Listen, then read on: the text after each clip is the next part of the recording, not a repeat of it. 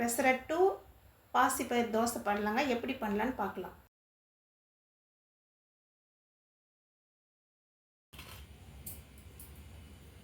இஞ்சி சட்னிங்க, கத்திரிக்காய் ஊறுகாய்,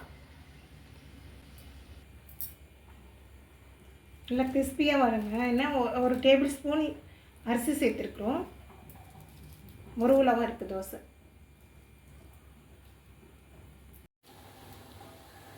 ஒரு கப்பு பச்சை பயிறு, ஒரு டேபிள் ஸ்பூன் உளுத்தப்பருப்பு, ஒரு டேபிள் ஸ்பூன் பச்சரிசி, தண்ணி சேர்த்து ஓவர் நைட் ஊற வச்சுக்கலாங்க. ஓவர் நைட் ஊற வச்ச பாசி பயிறு, இந்த பயிர் நம்ம தண்ணியை வடிச்சிட்டு மிக்சியில் சேர்த்துக்கலாம்.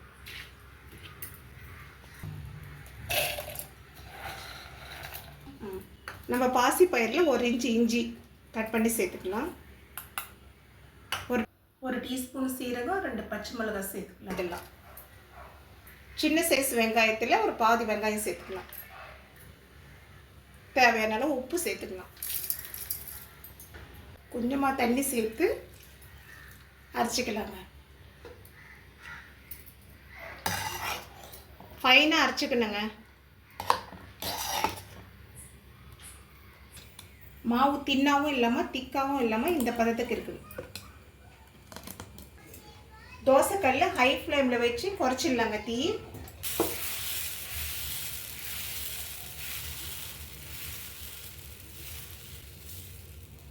மீடியம் ஃப்ளேமில் வைக்கலாம்.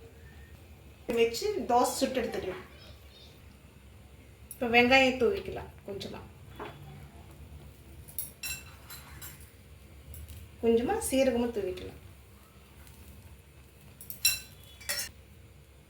இப்போ எண்ணெயை சேர்த்துக்கலாம்.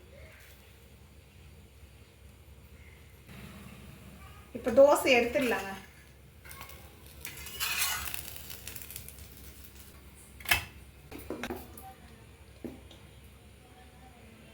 நம்ம தோசை சுடும்போது மீடியம் ஃப்ளேமில் இருக்கணுங்க.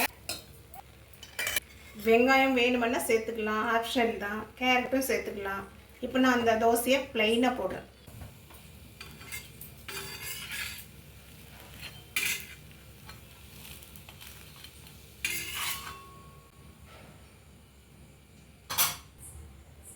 கொஞ்சம் வெங்காயம், சீரகம்,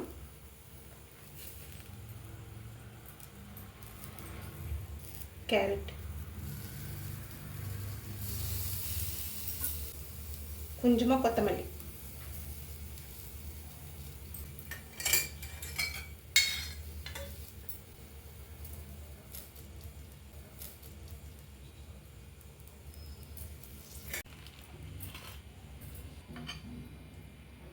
இஞ்சி சட்னிங்க, கத்திரிக்காய் ஊறுகாய்,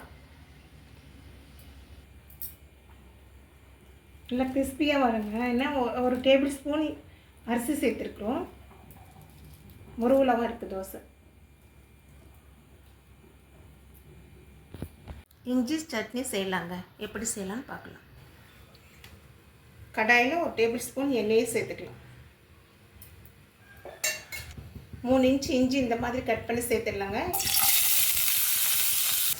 இஞ்சி ஒரு 3 நிமிஷம் வதக்கிட்டு காஞ்ச மிளகாய், நான் 5 சேர்த்துருக்கிறேன். உங்கள் காரத்துக்கு ஏற்ற மாதிரி நீங்கள் சேர்த்துக்கோங்க. ஒரு டீஸ்பூன் தனியா, ஒரு டீஸ்பூன் கடலைப்பருப்பு, ஒரு டீஸ்பூன் உளுத்தம்பருப்பு, 1/2 டீஸ்பூன் சீரகம்.